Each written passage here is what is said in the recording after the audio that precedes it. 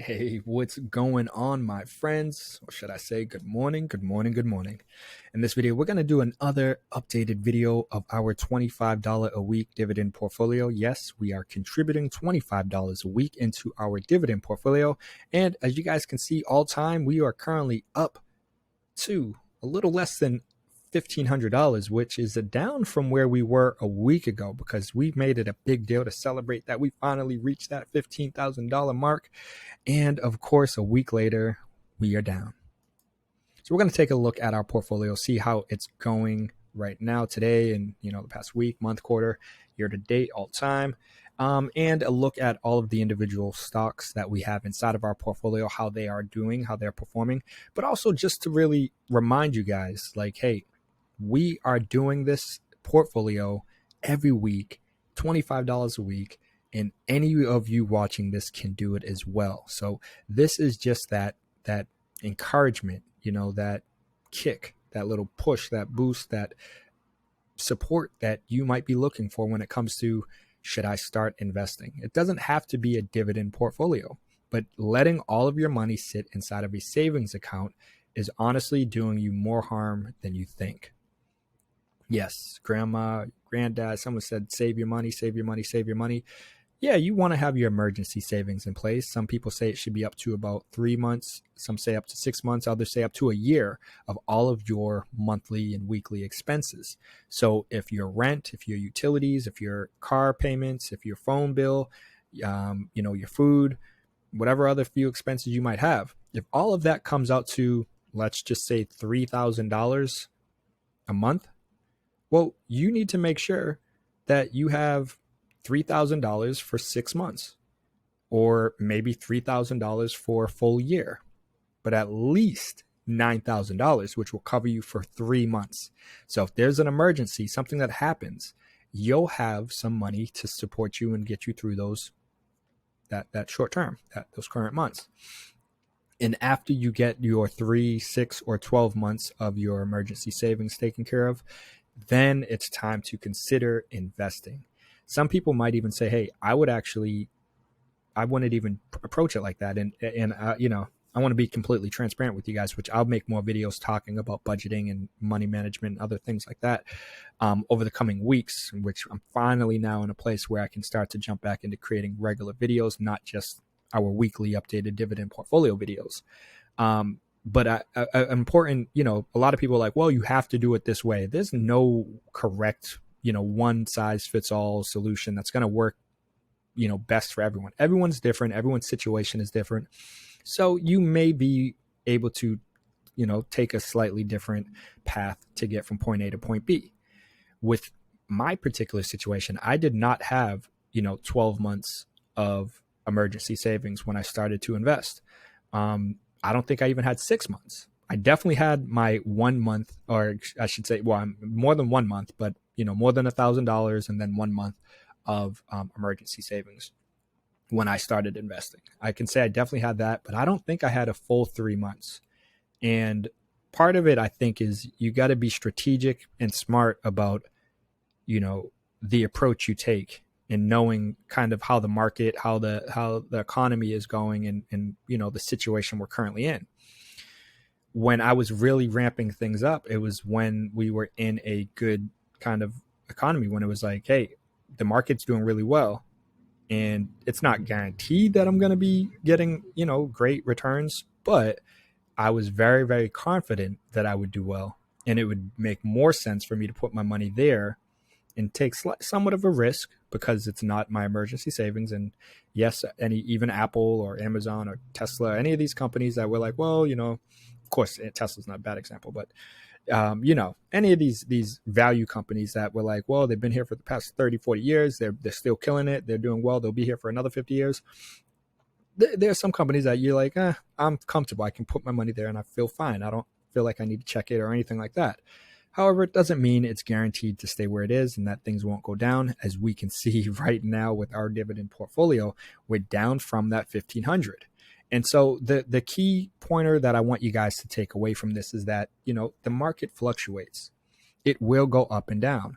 The beauty of our portfolio is that this is not short-term money that we need access to. So all of these kind of bumps and hiccups that we might be experiencing and dealing with in the short term don't really matter in the grand scheme of things, because in the long run, in the bigger picture, you're not even going to notice these little hiccups. And it's going to be, you know, if this wasn't a dividend, I mean, if this was a portfolio where I can just add to it whenever I want and I wasn't trying to be, you know, on a consistent kind of pattern with this, you know, this might be the time when things are down, you know, because you can see it kind of dip down there. When we look at the past week, past month, you can see all that red.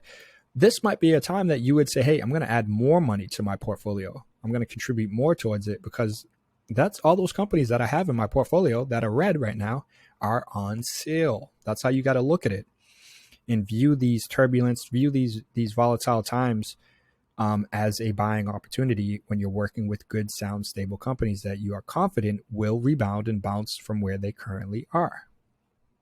So when we dive into our portfolio and say, okay, past month, all time, again, we're up 9.82%. This is taking quite a bit of a fall from last week and previous weeks where we were up, you know, it was around 14%, where we've been up for quite a while, kind of in that 14 to 17% range is where we've been. And now we're starting to, again, get a little blood in the market, get a little red. And when we actually come over here and look and see, okay, who is performing well? Who are our top dogs? And of course, to no surprise, we got Newt at the top of the list with a 36.17% return, followed by PepsiCo, 21.32%. Then we have Realty Income at 15.36%, Coca-Cola at 12.54%, Procter & Gamble at 12.40%, JP Morgan Chase at 7.90%, Johnson & Johnson at 7.16%. And then we got 3M at negative 0.02%, Verizon at negative 2.08%, and AT&T at the bottom again at negative 6.45%. So we're still seeing kind of these same four top dogs at the top between Newt, Pepsi, Realty Income, and Coca-Cola. They've been kind of consistently up here at the top for the most part, and we've been seeing AT&T down here at the bottom because of those plans with their, you know, dividend cuts and their merger and this, that, and the other. Just a lot of stuff that people weren't really planning for and expecting, and you know, it's starting to really kind of take a hit. I think it was around the same area last week as well, and you know, we've been saying let's try to keep it in here for a little bit, see how it rebounds, see how it responds. We knew it was going to take an initial hit, and it did, and it hasn't really rebounded from that.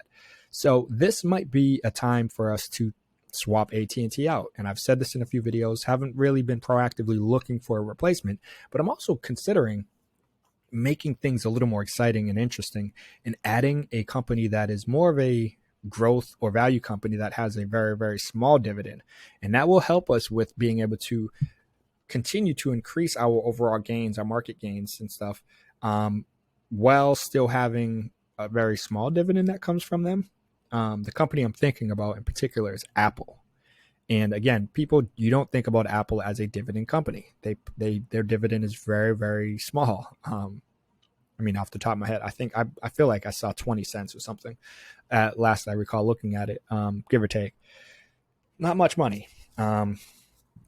So, you know, but the growth side of things, and Apple, you know, if their electric vehicle smart car thing comes out sooner than later, and just, you know, anything could happen where they can just really take off.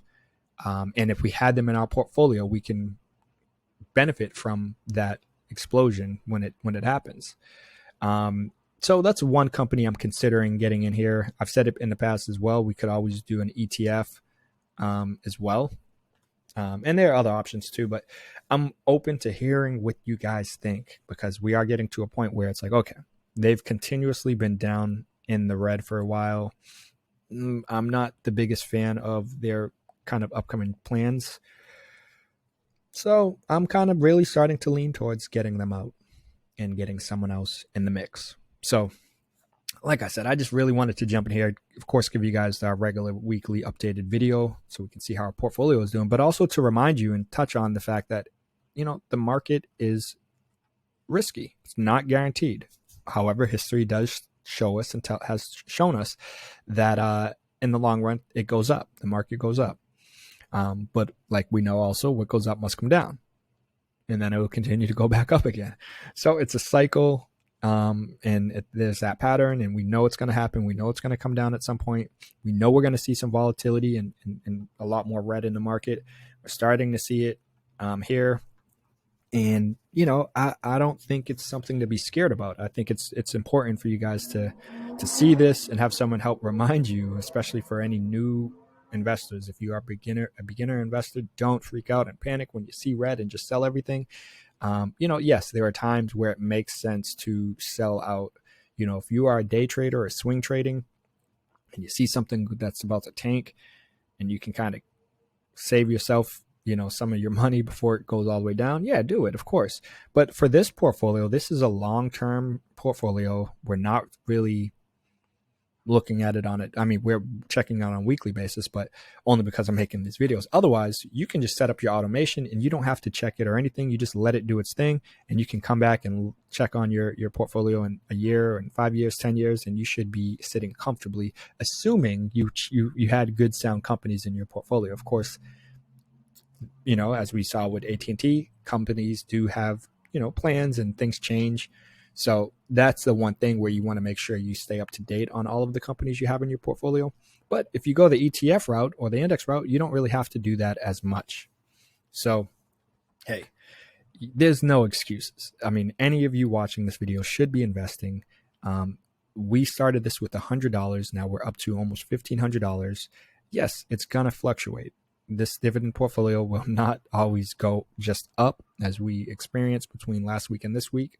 It went up before and now it's down a little bit. That will happen, and it's completely fine because we will still get our dividends. That is why we have a dividend portfolio. Because of all that volatility, when the markets gets red and things start to tank, you're still going to get your quarterly or monthly or whatever, consistent basis of payments from your REITs or your stocks and whatnot. So yes, we are in a good place. We're continuing to move forward, continuing to build up our portfolio. It's all about building up your wealth and being able to get your money to work for you. Yes, you have your 9 to 5, you have your job, those side hustles with that extra money. Now get that money to work for you. It's like employees. If you can have employees doing a job for you, wouldn't you have them out there working for you instead of just sitting at home watching TV doing nothing? No, you want to put them to work so that they can make you more money. And that's how you need to think about your money and think about it like employees, and you're the boss and you want to get them to work for you and make you more money while you're at home relaxing and whatnot. And that's exactly what we're doing with our dividend portfolio. So on that note, I'm going to wrap it up there, but I hope you guys found this video helpful. I have some links down below where you can start to invest with M1 Finance, create your own pie, your dividend pie, or any kind of pie you want. Or you can use Webull, where another one of my favorite investing platforms.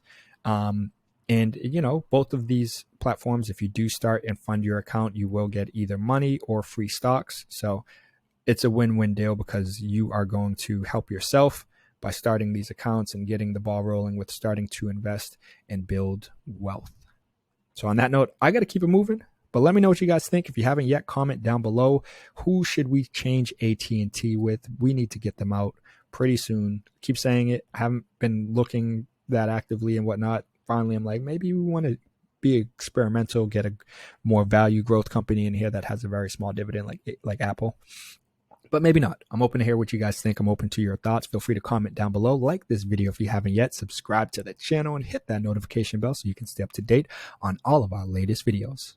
But all right, my friends, you already know I got to keep it moving, but I'll see you in the next video. Peace.